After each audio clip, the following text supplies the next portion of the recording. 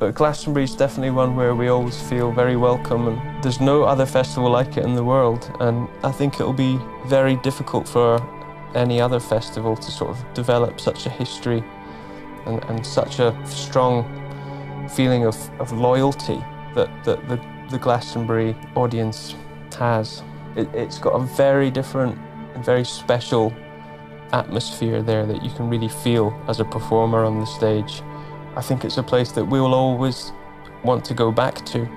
People really sing along very loudly. People singing along to our songs is one of the most important parts of the show. In fact, any kind of interaction is kind of the most important part of the show, I think, you know. Rather than be this kind of dividing line between the band and the audience. What we've learned over the years is that if there's this kind of sense of community, if everyone can sing along, and it doesn't feel like there's a big divide between the people in the audience and the band, then everyone's going to have a better time. I think everyone's part of the show. You know, the way we've designed it and, you know, all of these little tricks that we've kind of picked up and invented along the way, it just makes for I think people walk away from the shows just really happy that there's been these big sing-alongs and, you know, as cheesy as it sounds, it's all about the kind of the communal spirit, really. It's just an amazing feeling. We always wanted to make the audience feel part of the show. Obviously, I think the biggest new thing that we've done is the wristband that everyone gets when they come in. We saw the wristbands tested in a small group of people at a production rehearsal, and then we tried it in an arena show.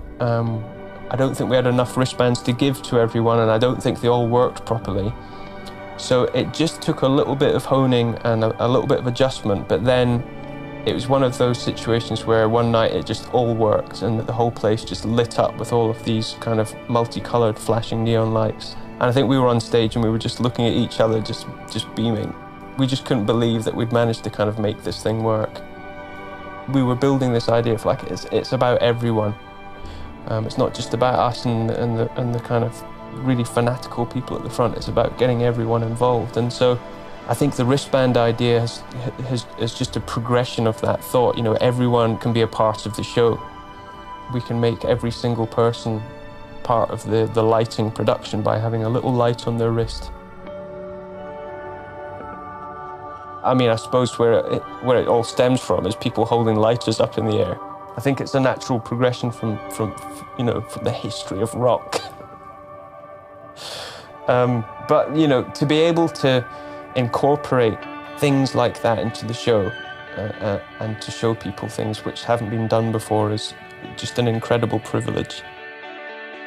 I think my anticipation of Charlie Brown in the show is definitely heightened because I know the wristbands are going to go off. My anticipation of that song is, you know, it's very exciting because I know that all of those lights are going to start flashing. And for that reason, it's probably one of my favorite songs to perform at the moment.